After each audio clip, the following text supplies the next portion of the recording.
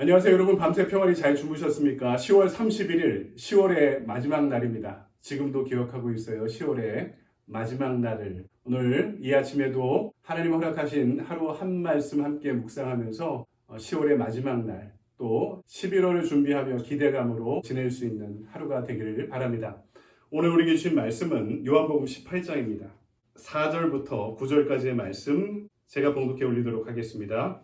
예수께서 그 당할 일을 다 아시고 나아가 이르시되 너희가 누구를 찾느냐 대답하되 나사렛 예수라 하거늘 이르시되 내가 그니라 하시니라. 그를 파는 유다도 그들과 함께 섰더라.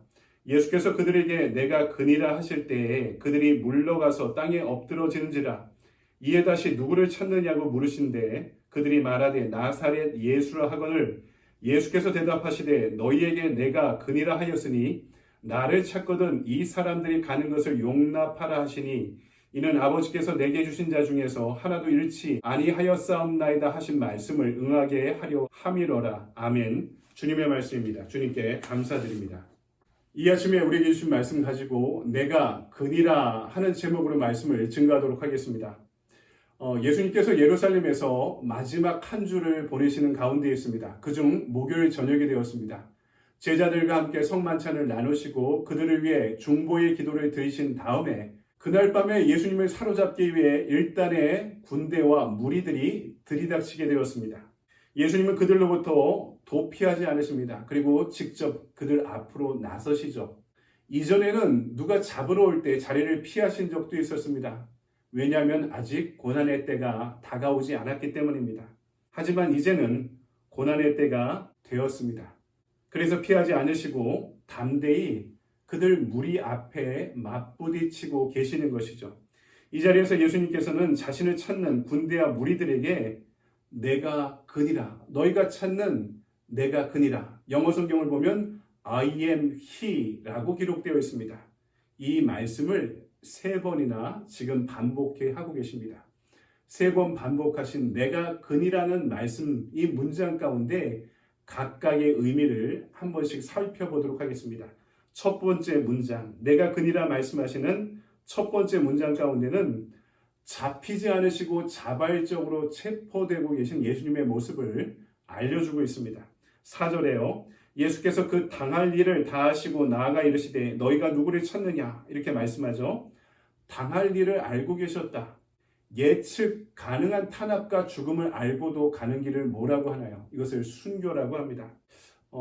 제가 단기 선교 가서 큰일을 당한 단기 선교팀을 본 적이 있습니다. 한 번은 제가 아는 목사님이 교인들을 모시고 단기 선교를 가셨다가 단기 선교를 진행하는 길에 교통사고를 당해서 돌아가신 적이 있었습니다. 또 한 번은 청년 단기 선교팀이 단기 선교를 갔다가 그것도 목사님의 아들이었던 청년이었습니다. 교회를 지어주는 공사를 하다가 떨어져서 사망한 일이 있었습니다. 그런데 이 두 사건이 지나고 이 교회에서 이 두 분을 각각의 교회죠, 순교자라고 지칭하며 추수하는 모습을 보았는데요. 엄밀하게 말하면 순교라고 표현하지 않고 순직이라고 표현하는 것이 더 정확한 표현입니다. 왜냐하면 초대교회의 순교자이자 교부였던 터툴리안이 순교자에 대한 개념을 정립했는데 그 개념 정립을 지금까지 순교자를 지칭하는 기준으로 삼고 있습니다. 그 기준이 3가지인데요. 첫 번째는 복음 전도 중에 이루어진 죽음. 그냥 기독교인이 죽는 게 아니라 복음을 전하다 사망한 것이 순교의 기준이 되고요. 두 번째, 정치적인 박해와 탄압이 있을 경우, 그냥 복음을 전하다가 사고로 죽는 것이 아니라 반드시 탄압과 핍박이 있는 경우를 순교라고 지칭한다는 거죠. 3번째는 죽음의 위협을 느끼고도 자발적으로 대면한 죽음이 이것입니다. 이 3가지가 동시에 충족될 때 교회는 이 죽음을 순교라고 지칭하게 되었던 것입니다. 예수님은 당할 일을 알고 계셨습니다. 그분이 신성을 지닌 분이었죠. 하나님의 아들로서 미래를 예견하기도 하셨지만 그분이 이 땅에서 주어진 그분의 소명, 사명, 바로 십자가를 향한 그 길이 죽음을 향한 길임을 그분은 공생애를 시작하며 이미 알고 계셨던 것입니다. 그 죽음의 세력이 지금 당신을 찾아왔습니다. 그런데 주님께서 피하지 않으십니다. 오늘 말씀에 예수께서 그 당할 일을 다 아시고 나아가 이렇게 말씀하고 있죠. 그 무리들 앞에 정면으로 나가셨습니다. 그리고 물어보시죠. 너희가 누구를 찾느냐? 이어지는 말씀 5절입니다. 대답하되 나사렛 예수라 하거늘 이르시되 내가 그니라. 내가 그니라는 첫 문장이 드러나죠. 내가 그니라 하시니라. 그를 파는 유다도 그들과 함께 섰더라. 짧은 문장 한 구절에 이 행간에 참 많은 의미들이 내포되어 있습니다. 중요한 점은 자신을 잡으러 온 이 무리들, 군인들 앞에 스스로의 정체를 밝히고 있는 예수님의 모습입니다. 내가 그니라. 여러분, 내가 그니라 하는 이 선포는요, 자신의 소명을 깨달은 사람의 선언입니다. 여러분, 내가 누구인지를 알고 있습니까? 내가 이 땅을 살아가면서 하나님이 나에게 주신 소명, 이 땅에 내가 태어난 이유를 어떻게 살아야 되는지, 무엇을 위해 살아야 되는지 그 이유를 알고 계십니까?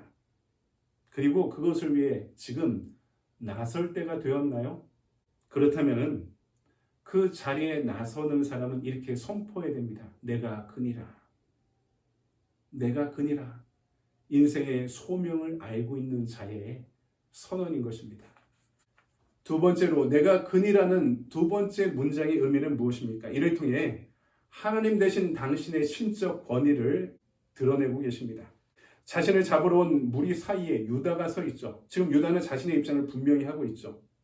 예수님의 제자의 줄을 서 있지 않고 배신자로 예수님을 잡으러 온 사람들 편에 서 있습니다. 여러분, 유다가 돈이 필요해 예수님을 팔았다? 이것은 매우 순진한 생각입니다. 유다는요, 열혈당원 출신입니다. 군사력으로 이스라엘의 독립과 해방을 쟁취하려는 세력을 열혈당원이라고 지칭했습니다. 그리고 유다는요, 예수님의 제자들의 상비 자금을 관리할 정도로 셈에 능하고 똑똑한 엘리트였습니다. 그런 그가 단순히 돈에 의해 스승을 팔지는 않은 것입니다. 그는 조국 해방의 전선에 자신의 젊음을 걸었던 사람입니다. 그리고 자신의 스승이 메시아라고 생각해 이 메시아가 조국의 해방과 독립을, 시오니즘을 이루어줄 것이라 믿고 스승을 섬기는 일에 헌신해 왔습니다. 하지만 스승의 생각이 바뀌었다고 판단한 것입니다. 스승이 변심했다 생각한 것입니다. 스승은 자신을 따르는 이 많은 사람들을 모으지도 않고 있습니다. 잔혹한 역사의 수레바퀴 앞에 너무나 나약해 보이십니다. 로마와 싸우기 위해서는 바리새파와 제사장들 그리고 공의회와 타협하고 협력해야 되는데 그러기는커녕 그들과 지금 갈등을 일삼고 계십니다. 스승이 신념을 저버린 것이죠. 스승이 율법을 저버린 것입니다. 그리고 자신을 배신했다고 유다는 생각해 온 것이죠. 스승은 그저 연약한 사람에 불과했던 것입니다. 하지만 정녕 그럴까요? 6절을 보십시오. 예수께서 그들에게 내가 그니라 하실 때 두 번째 그니라의 문장입니다. 그들이 물러가서 땅에 엎드러지는지라. 스승은 지금 자신이 메시아라고 선언하지도 않았습니다. 다만 자신을 잡으러 온 무리 군인들 앞에 내가 그니라 하고 선언하고 계십니다. 하지만 군대와 무리들이 예수님의 위엄 앞에 그분의 신적인 권위를 직감하고 있는 것입니다. 자신들은 지금 손에 무기를 들고 있고 무리로 이 자리에 왔습니다. 예수님은 빈손이었고 홀로 그들 앞에 서셨습니다. 하지만 무기를 들고 있는 군대와 무리들이 스승 앞에 물러나 엎드리고 맙니다. 마치 출애굽 3장에 모세가 하나님을 만났을 때 호렙산의 떨기나무 숲 한가운데 불이 타고 있는 모습을 보면서 나는 스스로 있는 자니라. 나는 여호와 스스로 있는 자니라. I am who I am. 하나님의 자기 정체를 밝히는 그 순간 신발을 벗고 엎드렸던 것 같이 지금 이 군대와 무리들은 예수님의 신적 권위를 직감하며 그분 앞에 두려워 엎드리고 만 것입니다. 지금 이 말씀은 죽음을 앞둔 분이 이미 승리자로 그들 앞에 서 있음을 보여주고 있습니다.